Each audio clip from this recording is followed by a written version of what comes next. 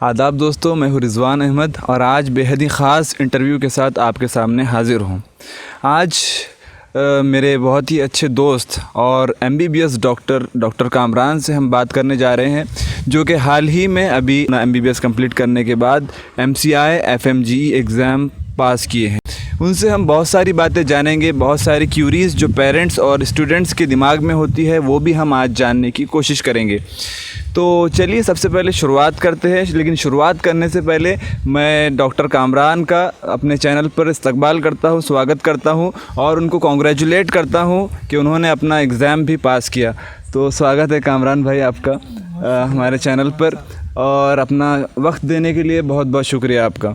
आपके वक्त से फ़ायदा बहुत सारे लोगों का होने वाला है और बहुत सारी क्यूरीज़ जो पेरेंट्स के दिमाग में होती है और स्टूडेंट्स के माइंड में जो सवालात उठते हैं कि बाहर जाया जाए कि नहीं जाया जाए, किस तरह से डिसीजन लिया जाए, और बहुत सारे क्वेश्चंस जो कि हमारे आगे बातचीत के अंदर आने वाले हैं, उसके जवाबात हम आज जानने की आपसे कोशिश करेंगे।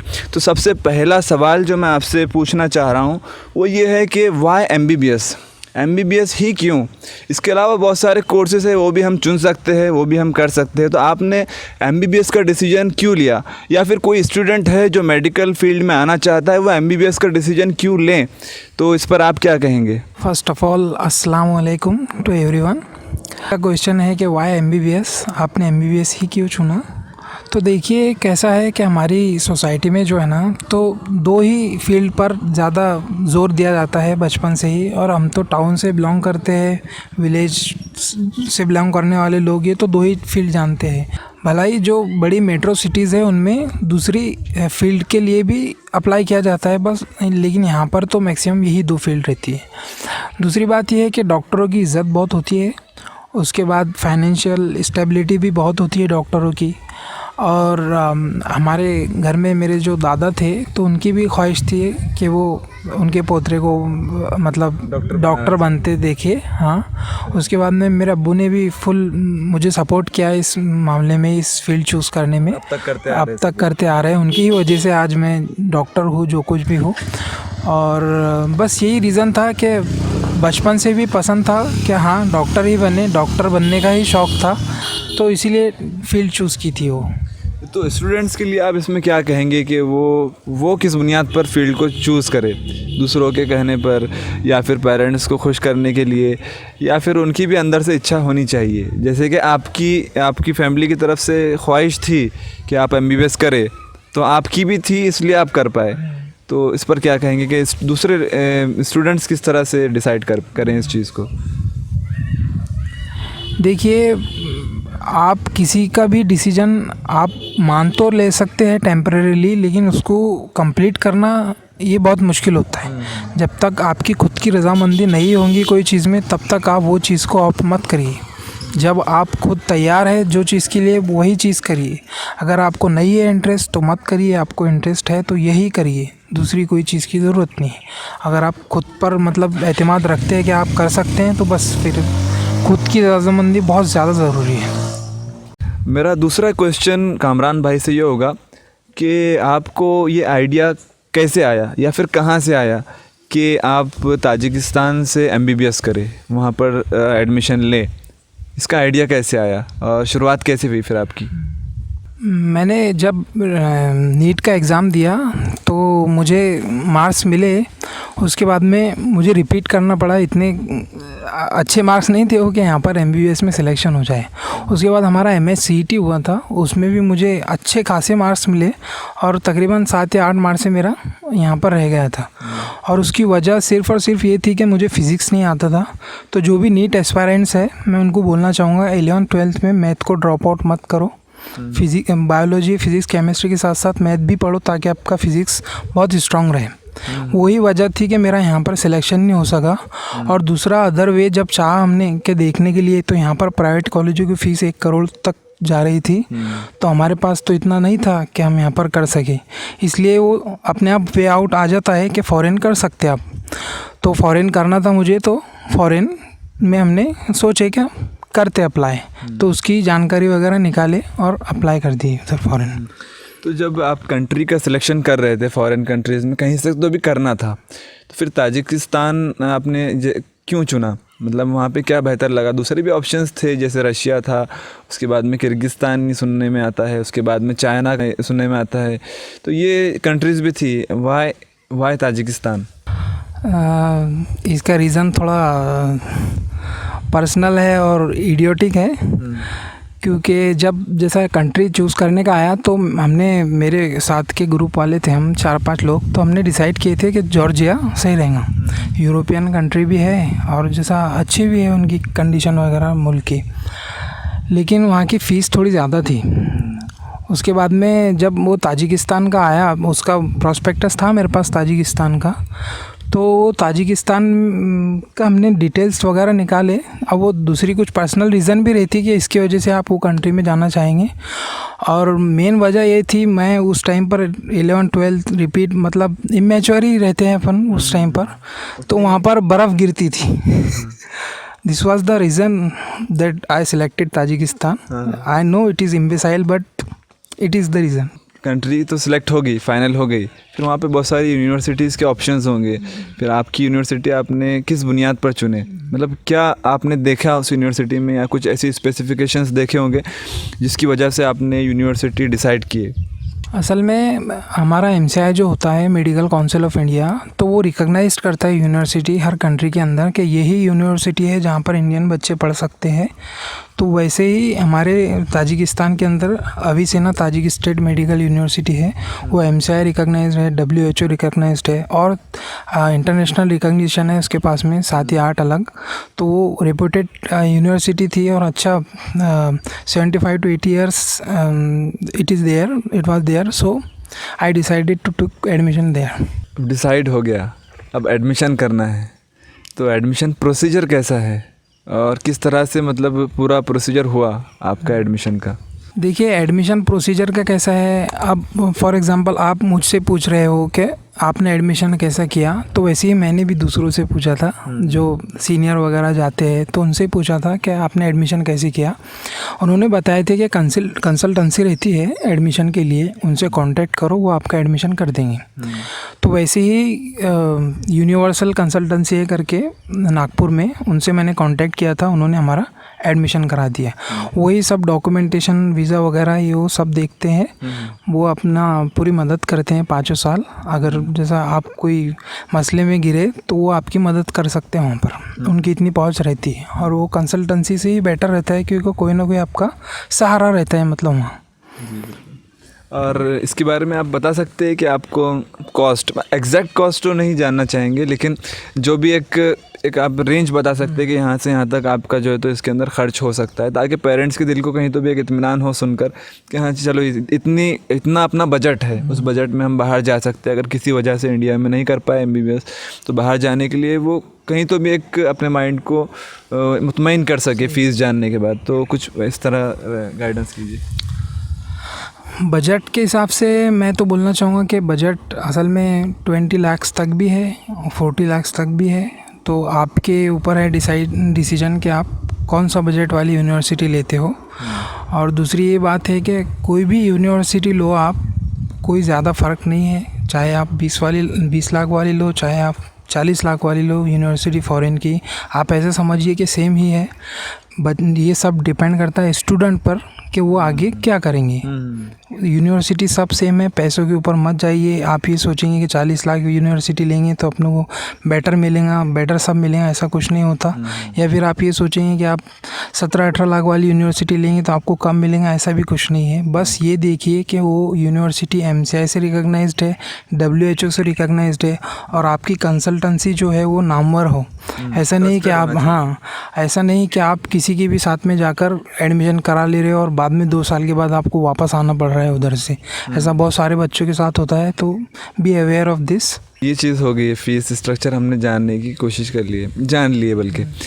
अब एडमिशन हो गया, वहाँ पे पहुँचे आप, तो शुरुआती दिन कैसे गुजरे? मतलब ये जनरल पर्सपेक्टिव से बात है कि ह्यूमन नेचर होता है कि आप घर से दूर चले गए, दूसरी सिटी में इंसान गया तो बर्दाश्त नहीं कर पाता है घर से दूरी। तो ये तो दूसरी कंट्री में हम चले गए, तो हमारा उस वक्त मेंटल स्टेट कैसे होता है और जो भी इमोशनल हम इम्बैलेंसमेंट से गुजरते हैं तो उससे टैकल कैसे किया जाए उस सिचुएशन में? देखिए, सबसे बड़ा मसला ये है कि जब आप फ़ॉरेन जा रहे हो तो उसमें आपकी खुद की रज़ामंदी ज़रूरी है।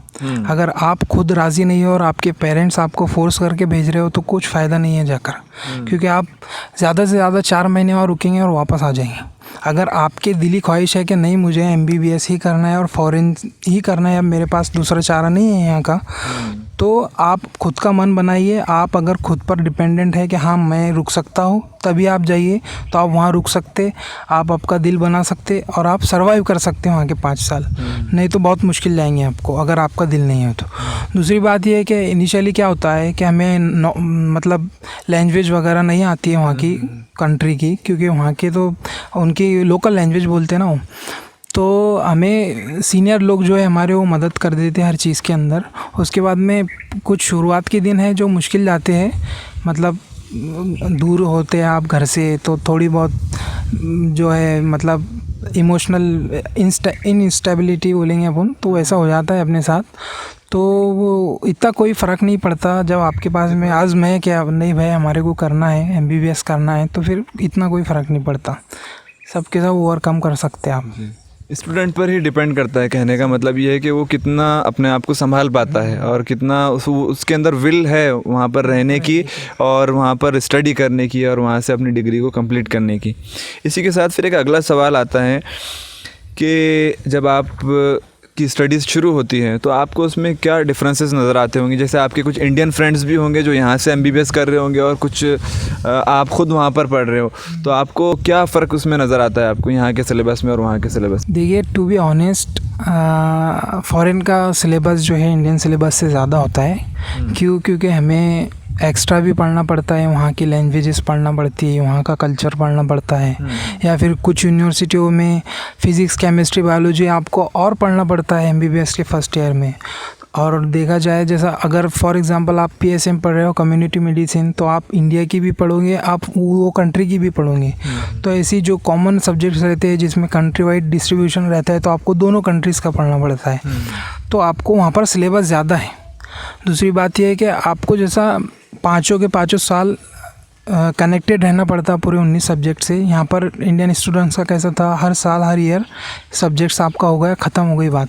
लेकिन वहाँ पर तो आपको कनेक्टेड रहना पड़ता, क्योंकि आपके आगे आपका FMG का एग्ज़ाम होता है, तो आपको कनेक्टेड रहना पड़ता है। वहाँ के स्टूडेंट इंडियन स्टूडेंट से ज़्यादा मेहनत कर सकते, ये भी बोल सकते हैं अपन, लेकिन कंफर्म नहीं है, क्योंकि वो स्टूडेंट पर ही डिपेंड करता है कि वो कितनी मेहनत करेगा। सही बात है, यहाँ हो या वहाँ पर हो। और ऑफ कोर्स ये बात तो बिल्कुल बट नेचुरल है कि वहाँ पर आप बिल्कुल आपका कल्चर चेंज हो जा रहा है, लैंग्वेज चेंज हो जा रही है और फिर कंट्री चेंज हो रही है, तो कंट्री वाइज भी कुछ तो भी सब्जेक्ट्स के अंदर डिफरेंसेस नज़र आते होंगे, या फिर एक्स्ट्रा आपको वहाँ के हिसाब से भी पढ़ना होता है और आपको अपनी नेटिव कंट्री में रिटर्न आना है तो उसके हिसाब से भी आपको स्टडी वहाँ पर करनी होगी। और फिर जो एग्ज़ाम आपको वहाँ से आकर यहाँ इंडिया के लिए पास करना होता है, यहाँ के लाइसेंस के लिए, तो फिर उसके लिहाज से भी आपको उतना वेल प्रिपेयर रहना पड़ेगा और पड़ता ही है वैसे अगर आप अपने अज़्म में पक्के हैं तो। अब अगला सवाल ये आता है कि वहाँ पर फिर टीचिंग फैकल्टी आपको कैसी लगी, या फिर इन जनरल अगर बात की जाए सीनियर कॉलेजेस में तो वहाँ की टीचिंग फैकल्टीज़ कैसी होती है और वो कितना कोऑपरेटिव होते हैं, या फिर कोई कोऑपरेटिव होता है कोई नहीं होता है, क्या चीज़ इस पर आप कहेंगे? मैं ये कहना चाहूँगा कि टीचर पर डिपेंडेंट हम कहीं भी नहीं रह सकते। आप दुनिया की कोई भी यूनिवर्सिटी में जाओ, इंडिया की कोई भी यूनिवर्सिटी में जाओ, आप टीचर पर डिपेंडेंट नहीं रह सकते। आपको खुद का ही सेल्फ हार्ड वर्क करना पड़ेगा, तब ही आप सर्वाइव कर सकते हैं ऐसी जगहों पर। दूसरी बात ये है कि कुछ टीचर्स थे हमारे जो बहुत एक्सीलेंट थे, मतलब बहुत ज़्यादा ही सुपर टैलेंटेड बोलेंगे आप उनको, सुपर इंटेलिजेंट, वैसे टीचर्स थे हमारे।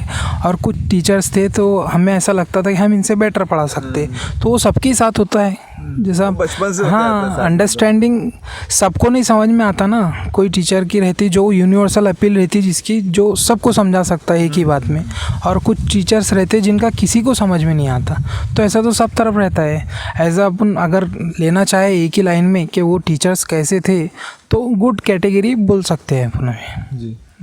वैसे हम मतलब डिसाइड करने का एज अ स्टूडेंट टीचर्स को जज करने का हक तो नहीं रखते, लेकिन वो हर स्टूडेंट पर अपने आप पर भी डिपेंड करता है कि वो किस टीचर्स से ज़्यादा समझ पाता है और कितना टीचर्स का उसकी समझ में आता है सब्जेक्ट। और दूसरा है कि टीचर की एबिलिटीज़ पर भी डिपेंड करता है कि वो कितना एबल है अपनी बात को स्टूडेंट्स तक पहुंचाने में। तो ये तो हर जगह पर होता है, स्कूल से लेकर तो आपको आखिर तक आपको यही देखने को मिलेगा कि किसी टीचर से आप बहुत ज़्यादा कनेक्टेड हो जाते हो और किसी से उतना आप जुड़ नहीं पाते, किसी की बात उतनी समझ में नहीं आती तो किसी की थोड़ा बताने पर भी समझ में आ जाती है। तो ऐसा नेचुरल बात है और ये समझ में आने वाली बात है। दूसरा हमारा एक अगला सवाल आता है कि वहाँ की हॉस्टल लाइफ कैसी है, फिर वहाँ का फूड, वहाँ का कल्चर, वहाँ का एनवायरनमेंट, ये कैसा आपको वहाँ पे लगा, फिर वहाँ पे हम एडजस्ट कैसे करें, अपने आप को संभाले कैसे वहाँ पर। देखिए, जब फर्स्ट ईयर में हम जाते हैं तो हमें हॉस्टल रहना कंपलसरी होता है। वहाँ पर की मेस कंपलसरी होती है, अपनी इंडियन मेस होती है, वेजिटेरियन मेस होती है। खाना एवरेज होता है, ठीक ठाक होता है, आप सर्वाइव कर सकते हो ऐसा खाना होता है।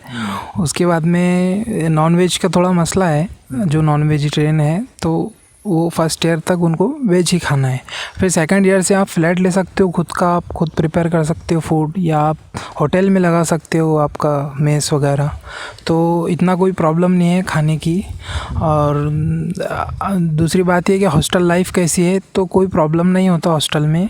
हॉस्टल में असल में है कंजस्टेड रहता है थोड़ा, लेकिन अच्छा लगता है। फर्स्ट ईयर सही लगता है कि हॉस्टल लाइफ ही होना चाहिए फर्स्ट ईयर में। और उसके बाद में फिर आपका फ्रेंड सर्कल भी आपको डिसाइड करता है कि वो जैसा आपका फ्रेंड सर्कल होगा, जैसा आपकी सराउंडिंग होंगी, और फिर जितने आप अपने आप में मजबूत होंगे तो उतना फिर आप अपने आप को संभाल भी पाएंगे और फिर सोहबत का असर भी सही पड़ेगा। और अगर मतलब बैड कंपनी अगर वहाँ पे आ जाए तो फिर तो कहीं पर भी किसी भी हॉस्टल में रह लो या फिर अपने खुद के घर ही पर रहे, और बाहर अगर बैड कंपनी मिल जाए तो फिर इंसान को रास्ते से भटकते हुए देर नहीं लगती। तो एक ये चीज़ तो है, आपको अपने आप पर भरोसा है तो ही आप डिसीजन ले बाहर जाने का। उसके बाद में सेफ़्टी के ताल्लुक से मैं पूछना चाहूँगा कि वहाँ पर कितना सेफ़ है, आप कितना सेफ़ फील करते, या फिर कंट्री वाइज कितना सेफ़ कंट्री है, इस पर कुछ लाइट डालें। देखिए, सेफ़ का ऐसा मसला है कि हमें 5 साल में कभी किसी ताजिक से, ये मतलब वहाँ की कंट्री लोकल से हमें कोई झगड़ा नहीं हुआ, हमारा किसी के साथ कुछ नहीं हुआ, कोई प्रॉब्लम नहीं गई हमारे को, या ज़बरदस्ती किसी ने टॉर्चर नहीं किया, कोई ऐसा सेफ्टी का इशू कोई लड़कियों के साथ में पेश नहीं आया वहाँ पर। ऐसा कोई मसला ही नहीं है सेफ्टी का। और जैसा अफ़गानिस्तान करीब है वगैरह, ये वो जो भी करीब है, तो उसकी वजह से भी डर रहता है लोगों के दिल में कि भाई टेररिस्ट वगैरह, तो वैसा भी कोई मसला नहीं था वहाँ पर। बहुत अच्छे से रहे हम 5 साल और आ गए अल्हम्दुलिल्लाह। तो सेफ्टी का तो कोई इशू नहीं है। और लोकलाइट्स भी मतलब अच्छे हैं, कोऑपरेटिव है। अगर आपको किसी हेल्प की ज़रूरत पड़ी तो आप उनसे पूछ सकते हो, या फिर कुछ तो भी हेल्प आप ले सकते हो। तो कोऑपरेटिव लोग हैं वहाँ के। इसी से जुड़ता हुआ फिर एक अगला सवाल आता है सेफ्टी के बाद में, कि अगर कोई पेरेंट्स ये चाहे कि उनकी बच्चियाँ फ़ॉरेन जाकर जो है तो पढ़ाई करें, या फिर ताजिकिस्तान के लिए आप बताएं क्योंकि आपको वहाँ का एक्सपीरियंस है, तो क्या कोई पेरेंट वहाँ पर मतलब फ्री फील कर सकता है कि अपनी बेटी को वहाँ पर भेजकर MBBS करवाने में? देखिए, लड़कियों से मुतालिक मैं ये कहना चाहूँगा कि कोई भी लड़की अकेली है, अगर सिंगल है, तो बाहर की कोई भी कंट्री हो वो उसके लिए सेफ़ नहीं मानी जाती। अगर आपके साथ में कोई ग्रुप है, ये लड़कियों का हो चाहे लड़कों का हो, कज़िन रहते हैं, भाई रहते हैं, अगर उनके साथ में आप जा रहे हो तो आप सेफ़ हो और आप करा सकते हो। लेकिन अगर ऐसा कुछ नहीं है तो फिर मैं चाहूँगा कि ये आप अवॉइड ही करें, आप खुद की कंट्री सिलेक्ट करें ताकि कोई प्रॉब्लम ना हो आगे जाके। और दूसरी बात ये है कि लड़कियों के लिए, इवन लड़कों के लिए भी बेटर यही है कि वो खुद की ही कंट्री सिलेक्ट करें, क्योंकि हमारी कंट्री मेडिकल के मुतालिक सबसे बेस्ट है, कोई प्रॉब्लम नहीं। हमारे वहाँ पर सब इलाज करने के लिए आते हैं ये लोग, तो बेटर ये रहेगा लड़कियों के लिए ख़ास तौर पर, और मुस्लिम लड़कियों के लिए इसलिए भी क्योंकि आप जैसा फॉरेन कंट्री में जा रहे हो तो आपको रिलीजन के साथ कॉम्प्रोमाइज़ करना पड़ता है आपके, तो वो I think you should must avoid, you must avoid that. So it is better to do it from here, from India only. आपका स्टडी पैटर्न कैसा था वहाँ पर, मतलब आप किस तरह से स्टडी करते थे, आपने किस तरह से अपना टाइम टेबल सेट किया था, और कोई स्टूडेंट अगर जा रहे हैं, अब तो आपका माशाल्लाह से MBBS हो गया है, तो वो किस तरह से अपने स्टडी पैटर्न्स डिज़ाइन कर सकता है? देखिए, for the first 2 years, first year and second year, you must follow only college, nothing personal, nothing self study, nothing. कैसा होता है कि आप जब बाहर जाते हो तो आप कॉलेज को इग्नोरेंस में डाल देते हो, क्योंकि आपको बड़ा एग्ज़ाम पास करना होता है FMG का। तो आप ये समझते हो कि कॉलेज कुछ ही नहीं है, वही एग्ज़ाम सब कुछ है। लेकिन अगर फर्स्ट ईयर और सेकंड ईयर में आपने कॉलेज को प्रॉपर तरीके से फॉलो किया तो आपका बेस बहुत अच्छा बन जाता है, आपको बेसिक्स पूरा आ जाता है। फिर फ्रॉम थर्ड ईयर आप कोई ऐप ले लो, चाहे मैरो, प्रेपलेडर वगैरह, या फिर आपके पास बुक्स है पूरी नीट PG की, FMG की, एक्स्ट्रा की, वो बुक्स आप पूरा बेसिक बुक्स से पढ़ना शुरू करो थर्ड ईयर से। मतलब जैसा फॉर एग्जांपल रॉबिन्स हो गई पैथोलॉजी के लिए, या फिर फिजियोलॉजी के लिए सुमेन मन्ना वगैरह, जो भी अच्छे अच्छे बुक्स हैं, मतलब जहाँ पर क्लिनिकल ओरिएंटेड आप सब कुछ सॉल्व कर सकते हो, वो बुक से, स्टैंडर्ड बुक से ही करना शुरू करो आप। तो स्टैंडर्ड बुक से पहले पढ़ो थर्ड ईयर, फोर्थ ईयर, और फिफ्थ ईयर में आप नोट्स पर आ जाओ। जो प्रेपलेडर या मैरो की नोट्स जो है वही नोट्स फॉलो करो। और ये बात याद रखो कि आपको MCQ बहुत ज़्यादा सॉल्व करना है। आप जब तक MCQ सॉल्व नहीं करोगे आपको ये समझ में ही नहीं आएगा कि सामने वाला पूछ क्या रहा है, आपको बहुत ज़्यादा कन्फ्यूजन हो जाएगा उसमें। तो आप अगर एक बार MCQ सॉल्व करते हो तो आपको आइडिया आ जाता है कि पूछ क्या रहा है और हमें आंसर क्या देना है। और आप तो जानते हो कि क्लिनिकल बेस्ड क्वेश्चन जो है तो 7-7, 8-8 लाइन के रहते, 1 मिनट में सॉल्व करना रहता। तो प्रैक्टिस बहुत ज़्यादा इम्पोर्टेंट है MCQ की। प्रैक्टिस करते रहो, टेस्ट देते रहो, प्री PG ऐप डाउनलोड करो। अगर आप 5th ईयर में, 4th ईयर में, तो उसका सब्सक्रिप्शन ले लो, वो बहुत सही ऐप है, उससे आप बहुत सही कर सकते हैं। तो ये कुछ टिप्स थी स्टडी की, और किस तरह से आप अपना स्टडी पैटर्न प्लान कर सकते हैं। जो भी रिकमेंडेशन कामरान भाई ने दी है तो उस पर आप ज़रूर एक बार सोचिए, और जो चीज़ें, जो एप्लीकेशंस और जो बुक्स उन्होंने बताई है तो उसको भी आप सर्च करके फॉलो करने की कोशिश करें अच्छे रिज़ल्ट्स के लिए। दूसरा ये है कि यूनिवर्सिटी किस तरह से एग्ज़ाम कंडक्ट करती है, एग्ज़ाम पेपर का जो पैटर्न होता है वो कैसे होता है, मार्किंग सिस्टम क्या होता है, इसका डिफ़िकल्टी लेवल क्या होता है, इस पर कुछ लाइट शेड करें। देखिए, एग्ज़ाम की डिफ़िकल्टी लेवल जो है मॉडरेट होती है, कोई हार्ड नहीं होते एग्ज़ाम, लेकिन मॉडरेट लेवल होती है, इजी भी नहीं होते। दूसरी बात ये है कि फॉरेन यूनिवर्सिटीज़ जो है मोर एम्फेसिस उनका ये रहता है कि वो MCQ पर ज़्यादा कंसंट्रेट करे, क्योंकि आपको भी यहाँ पर आकर MCQ ही एग्ज़ाम देना है FMG का। तो हमारा पैटर्न ऐसा था कि हमें मतलब 60% MCQ रहती थी, 40% थ्योरी रहती थी, और एग्ज़ाम मॉडरेट रहता था। और आप पर फोर्स नहीं करते थे वो कि आप जैसा ज़बरदस्ती पेज भरो या फिर पेज लिखते जाओ, सप्लीमेंट लगाते जाओ, ऐसा कुछ नेसेसरी नहीं है वहाँ पर। बस कॉन्क्रीट डाटा होना चाहिए, ओरिजिनल डाटा होना चाहिए आपकी थ्योरी का, जो उसमें मौजूद रहा तो आपको अच्छे से अच्छे मार्क्स मिल जाएंगे। तीसरी बात ये है कि हमारे पेरेंट्स जो है वो बच्चों का जैसा प्रोग्रेस देखना चाहते हैं, तो वो चाहते हैं कि मार्क्स कितने मिले वो बताया जाए। फॉर एग्ज़ाम्पल 100 में से 80 मिले, 90 मिले, तो वो बताया जाए। तो लेकिन मैक्सिमम फॉरेन कंट्रीज़ में कैसा होता है कि ये मार्क्स का सिस्टम नहीं होता, वहाँ पर ग्रेडिंग होती है। अगर जैसा ग्रेडिंग भी ABCD में नहीं होती है, वहाँ पर 5 4 3 2 1 ग्रेडिंग होती है। 5 मतलब आप एक्सीलेंट हो, 4 मतलब आप वेरी गुड हो, 3 मतलब आप गुड हो, एंड 2 मतलब you are fail. So this type of grading is there. और आपको ये ग्रेडिंग बताना पड़ता है आपको, तो ये भी बहुत मुश्किल टास्क होती है आपको समझाना कि ये ऐसा ग्रेडिंग वाइज होता है। पेरेंट्स को बताने के लिए मैं बता रहा हूँ। MBBS कंप्लीट होने के बाद में फिर इंटर्नशिप की बारी आती है, तो क्या स्टूडेंट के लिए ज़रूरी होता है कि वो ताजिकिस्तान में ही इंटर्नशिप करे, या फिर ऑप्शन होता है उसके पास कि वहाँ भी कर सकता है और या फिर अपनी कंट्री में आकर भी कर सकता है? और साथ ही में फिर एक बात ये भी आती है कि अगर वहाँ से इंटर्नशिप कर ली जाए तो क्या फिर वो वैलिड है? देखिए, इंटर्नशिप का ऐसा था पहले कि आप कहीं से भी इंटर्नशिप करो, लेकिन आपको इंडिया में आके इंटर्नशिप करना पड़ेगी, क्योंकि वो इनवैलिड थी इंटर्नशिप। लेकिन अभी हाजिर में 2020 में अभी गवर्नमेंट का GR आया कि आप कहीं से भी इंटर्नशिप करो, वो इंडिया में भी वैलिड है। दूसरी बात यह है कि ताजिकिस्तान इंटर्नशिप नहीं लेता है हमारी, हमें इंटर्नशिप इंडिया में आकर करना पड़ती है। लेकिन फॉर एग्जांपल चाइना हो गया या फिर रशिया की कुछ यूनिवर्सिटीज़ हो गई, तो वो यूनिवर्सिटीज़ इंटर्नशिप कंपलसरी रखते हैं। चाइना में भी कंपलसरी इंटर्नशिप, रशिया की कुछ यूनिवर्सिटी है वहाँ पर भी कंपलसरी इंटर्नशिप। तो आपको पैनिक होने की ज़रूरत नहीं है, आप वहाँ पर इंटर्नशिप ही करो और यहाँ आके डायरेक्ट MCI का एग्ज़ाम दो और प्रैक्टिसिंग डॉक्टर बन जाओ। आपको यहाँ पर आकर इंटर्नशिप करने की फिर कोई ज़रूरत नहीं है। दूसरी बात ये आती है कि जो दूसरी कंट्रीज़ के ऑप्शंस मौजूद है, जैसे कि जॉर्जिया है, रशिया है, किर्गिस्तान है, चाइना है और ताजिकिस्तान है, तो आप अगर कंपेयर किए ताजिकिस्तान से दूसरी कंट्रीज़ को, तो आपको क्या डिफरेंसेस नज़र आते हैं उसमें? देखिए, ऐसा कोई डिफरेंस पढ़ाई के मुतालिक तो मुझे नहीं दिखा, क्योंकि कांटेक्ट तो है ना, मतलब दूसरी कंट्रीज़ के स्टूडेंट जो भी है कंट्रीज़ के, तो उनसे भी कांटेक्ट है मेरे, तो पढ़ाई का इतना तो डिफरेंस नहीं होता है। बस वही डेवलप्ड का मसला होता है कि जैसा चाइना ज़्यादा डेवलप्ड है, रशिया उससे कम है, ये भी रशियन कंट्री ही है, तो वो डेवलपमेंट का फ़र्क होता है। लेकिन वो भी मैटर नहीं करता आपको, आप पढ़ने के लिए गए वहाँ, आप कुछ एक्स्ट्रा एक्टिविटीज़ करने के लिए नहीं गए, तो वो भी इतना मैटर नहीं करता। और दूसरी बात है कि मैंने तो आपको जैसा बता दिया है कि मैं तो वहाँ पर लूअर हो गया था बर्फ़ देखकर, स्नो देखकर, तो मैं उसकी वजह से वहाँ गया था। लेकिन अब मैं आपको ये बताना चाहूँगा कि आप अगर कोई फ़ैसला करना चाह रहे हो जाने का, तो उस पर मत कीजिए। आपका फ़र्स्ट क्राइटेरिया अगर आपको करना है तो वो मनी का रखिए, जहाँ पर कम पैसे हैं वहाँ पर लीजिए।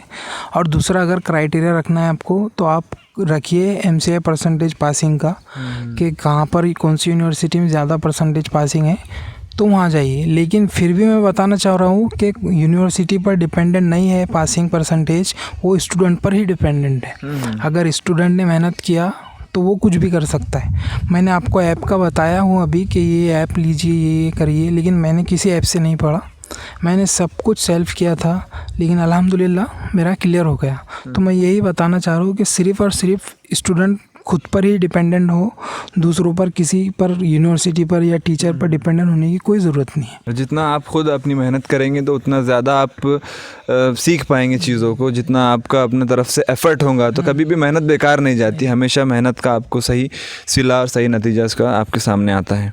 आखिर में मैं चाहूँगा कि आप उन स्टूडेंट्स को कुछ मैसेज दे जो फ़ॉरेन में MBBS करने की ख्वाहिश रखते हैं। देखिए, मेरा मैसेज आपके लिए यही है और थोड़ा तल्ख़ भी है कि अगर आप ये समझते हैं कि आप आपके ईमान पर मजबूती से कायम रह सकते हैं, आप बुराइयों से डिस्ट्रैक्ट नहीं होंगे, आप हराम थिंग्स से दूर रहेंगे, तो आप बिल्कुल ऑप्ट कर सकते हैं बाहर जाने के लिए, कोई प्रॉब्लम नहीं है। क्योंकि आप कोई भी कंट्री में जाओ, आपका माहौल और इंडिया का माहौल बहुत डिफरेंट है। वहाँ पर बहुत ज़्यादा मॉडर्न लोग रहते हैं और यहाँ पर हम कंज़र्वेटिव लोग हैं, तो हमारा माहौल का बहुत ज़्यादा डिफरेंस है। उसके बाद में ऐसी चीज़ें भी होती हैं वहाँ पर जहाँ हम ऐप जिसको समझते हैं वो वहाँ पर कॉमन है। तो ऐसी चीज़ों से बचे जो हमें हमारी आखिरत ख़राब करे, क्योंकि आपकी सोच बहुत अच्छी है, आप खिदमत खल्क़ करना चाहते हैं, इसीलिए आप डॉक्टर बन रहे हो। और अगर आप ऐसी बुराइयों में मुलविस हो जाए जो हराम है, तो फिर फ़ायदा नहीं होना उसका कोई, क्योंकि आप प्लस माइनस कर दे रहे हो, कोई फ़ायदा ही नहीं हो रहा, उसका कुछ गेन ही नहीं हो रहा। तो इसलिए बेटर ये रहेगा कि आप ऐसी ही चीज़ों से बस दूर रहे जो बहुत ज़्यादा डिस्ट्रैक्ट करती है अपनों को, और आपसे फिर आपका एम भी हासिल नहीं होगा। क्योंकि अगर आप वैसी चीज़ों में मुलविस हो गए तो बहुत मुश्किल होगा आपसे, वहाँ का MBBS भी क्लियर करना मुश्किल हो जाता है और फिर बाद में यहाँ का एग्ज़ाम करना भी क्लियर करना ही बहुत मुश्किल हो जाता है। तो बस यही कहना चाहूँगा कि आप खुद का ईमान मजबूत रखें और अल्लाह पर पूरा भरोसा रखें। तो सबसे पहली तो चीज़ ये है कि आप सही अपने बल पर डिसीजन लें, दूसरों के प्रेशर में आकर डिसीजन ना लें। पहली एडवाइस डॉक्टर कामरान की तरफ से ये रही। और दूसरी बात ये कि आप जो भी डिसीजन ले तो उस डिसीजन पर ही आपका फोकस हो, उसी चीज़ को आप कंप्लीट करने की पूरी कोशिश करें और अपनी आखिरत की सबसे पहले फ़िक्र करें, क्योंकि दुनिया की ज़िंदगी तो हमारी छोटी सी है, हमारे लिए असल जो है वो हमारी आखिरत है। तो ऐसा कोई काम आपसे ना हो जाए जो आपकी आखिरत को ख़राब करे। इसी के साथ वीडियो ख़त्म करता हूँ। डॉक्टर कामरान, आपका आने के लिए और अपना टाइम देने के लिए बहुत बहुत शुक्रिया। फिर मिलेंगे एक नए वीडियो में, तब तक के लिए अपना ख्याल रखिए, सही डिसीजंस लीजिए। वीडियो देखने के लिए आपका बहुत बहुत शुक्रिया।